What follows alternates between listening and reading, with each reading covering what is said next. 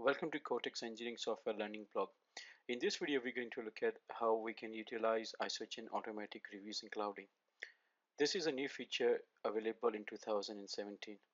First, we need to create a custom user field in our spec editor.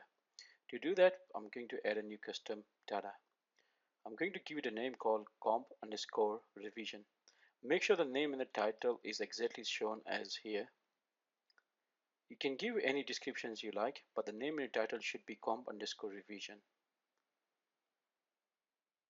So here I'm going to call description called comp revision number, and it should be a data type integer.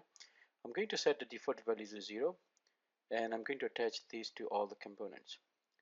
And next, I'm going to use this custom data in the drawing.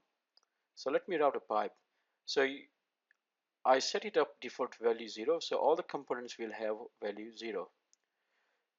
So now let's say if I set one of the components revision value to 1, so I go into custom data and set the value to 1. Okay. Now the next thing we need to do is we need to set up iConfigure. In order to achieve the automatic reviews in clouding, we need to do a attribute mapping. Now this feature is not available in 2016, so if you have isogen styles created in 2016, so what you need to do is you need to enable the project for CADWorx. To do that, you need to go into File, click on Enable Project, make sure you selected CADWorx as application, and untick all these options, otherwise you will duplicate existing styles. By clicking OK, it will enable the project for CADWorx only. Now we have a few more options available for our isogen styles.